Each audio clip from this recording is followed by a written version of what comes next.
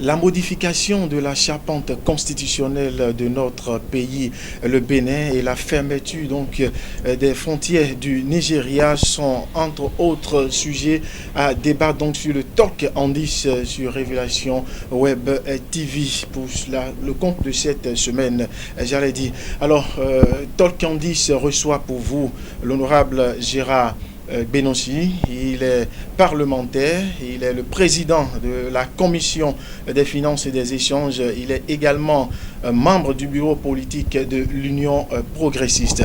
Alors, Gérard Benossi, bienvenue sur le Talk en 10 de cette semaine. Merci, chers amis. Alors, nous parlons de la révision de la constitution de notre pays. Dites-nous, ce sur quoi nous allons nous appesantir ici, c'est bien les élections générales. C'est quoi les élections générales? Merci beaucoup. Vous-même, vous savez que le consensus issu du dialogue politique convoqué par le chef de l'État qui a regroupé les acteurs politiques, à savoir les partis politiques régulièrement enregistrés au Bénin, a recommandé une année électorale au Bénin désormais, c'est-à-dire ce qu'on appelle les élections générales. Les élections générales, ça ne veut pas dire que toutes les élections se font le même jour. Non, ça veut dire que on décide que c'est en une année que nous faisons toutes les élections que nous avons à faire. Vous-même, vous savez, le diagnostic est là, que nous faisons presque chaque année des élections au Bénin. Et à chaque fois qu'il y a élection, vous savez que c'est de l'argent qu'on dépense. Vous savez que cela agit sur l'administration qui tourne au ralenti. Cela sème donc de la psychose au sein donc de la classe politique. Les acteurs politiques n'ont plus la sérénité. Or, ils perdent de la productivité lorsqu'ils n'ont plus la sérénité. Donc tout cela agit négativement sur le pays. Et c'est pour ça que les acteurs politiques ont unanimement décidé que désormais, nous ayons une seule année électorale où, premièrement, nous faisons, selon ce qui est recommandé, le dialogue par le comité des experts, nous couplons d'abord les élections législatives avec les élections communales. Je pense que selon le calendrier, c'est en février. Puis, en avril, on fait l'élection présidentielle. Ouais, les élections locales peuvent être décalées et faites après. Mais toujours est-il que c'est dans la même année que nous faisons toutes les élections. Donc voilà ce qu'on appelle élection générale. Ça ne veut pas dire qu'on fait toutes les élections le même jour, mais c'est pour des raisons d'économie pour le pays, parce que lorsque vous organisez les élections à quelques intervalles près, tel que c'est décidé, le matériel de la Sénat est redéployé sur le terrain. On ne le ramène pas forcément, parce que quand on le ramène pour le renvoyer après, il faut encore dépenser. Cela alourdit les coûts à chaque fois qu'on a élection. Donc, lorsqu'on les fait dans la même période, je pense qu'on fait d'énormes économies pour le budget de l'État. Donc, en gros, voilà ce qu'on appelle élection générale. Alors, à vous suivre de bout en bout, on comprend tout de suite que le Bénin dispose donc alors des moyens pour organiser ces élections. Ben oui, si on dit des moyens, si vous parlez des moyens institutionnels, nous en avons. Vous savez que la Sénat est là, qui est l'institution permanente que nous avons donc installée, qui est là rien que pour les élections. Donc, le dispositif est là, le personnel de la Sénat est là, outillé, moulé dans l'organisation des élections. Et la Sénat en a donné la preuve, puis rien qu'avoir les élections législatives passées, la sérénité et avec laquelle la Sénat a conduit les opérations et la célérité avec laquelle elle a eu à prononcer, à donner les grandes tendances comme la loi l'y oblige.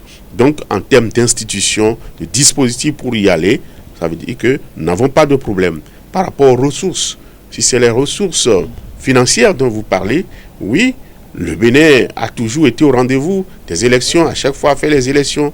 Nous n'avons jamais appris que le Bénin a raté une élection, une échéance électorale parce qu'il n'y a pas de moyens.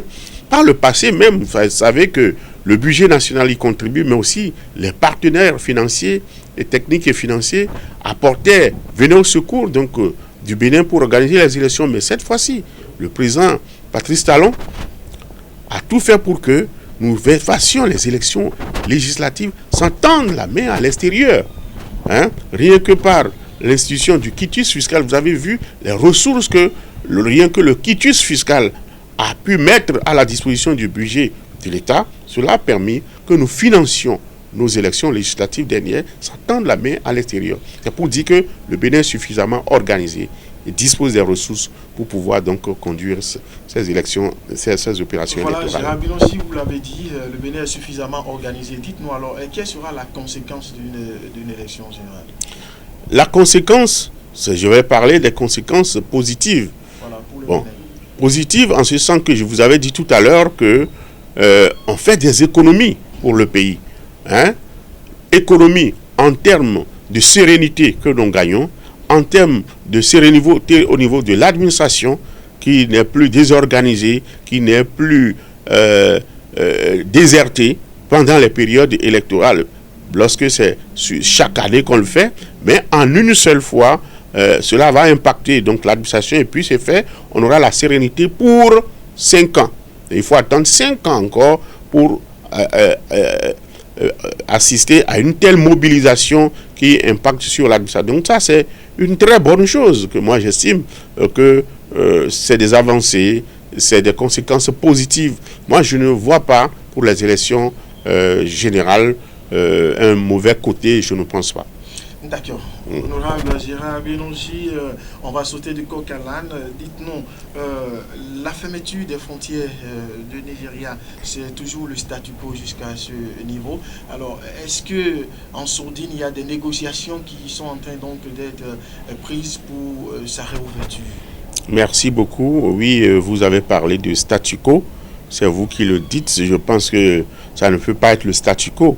Ce n'est pas parce qu'il n'y a pas de tapage autour que on va croire que c'est le statu quo, pas plus que hier même, vous avez dû voir qu'il y a une taxe force de la CEDEAO qui est venue, la CEDEAO dépêcher une équipe pour venir constater l'impact de la fermeture des frontières du Nigeria sur l'économie béninoise. Et ils ont été à ses mains, ils ont vu la file de camions qui s'est alignée, eux-mêmes ils ont dit près de 1500 camions alignés, donc ils iront rendre compte.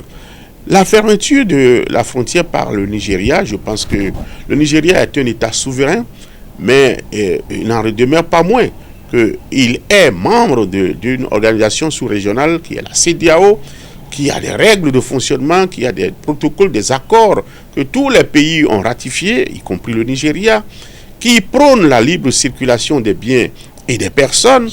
Mais cette fermeture du Nigeria est forcément une violation du protocole additionnel de la CEDEAO sur la libre circulation des biens et des personnes. Mais est-ce que le Bénin est resté les bras croisés? Non, je ne pense pas. Certains ont pu faire la critique aux députés que les députés n'ont pas adressé des questions orales au gouvernement, n'ont pas interpellé le gouvernement.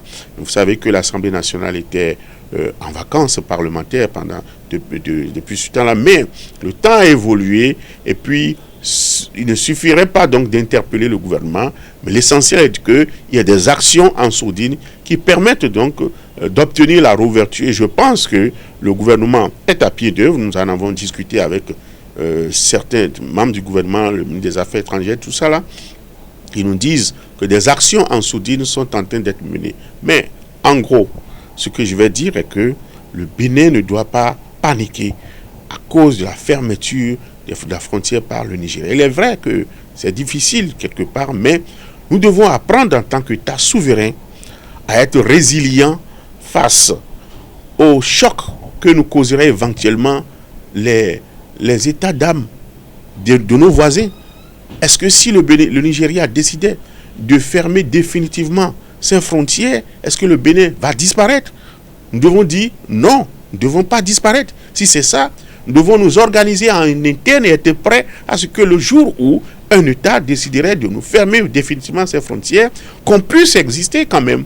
Donc c'est à cela, former, transformer notre économie structurellement, qu'elle soit résiliente face aux chocs de cette nature-là exogène, de cette nature. C'est cela qui doit être notre choix. Et je pense que le gouvernement est dans cette logique pour que nous allions à la transformation structurelle de notre économie pour lui permettre d'être moins dépendante des chocs exogènes venant de nos voisins, mais plutôt de profiter des avantages de ces économies sans subir les contre-coups des décisions qui viendraient de ces États-là.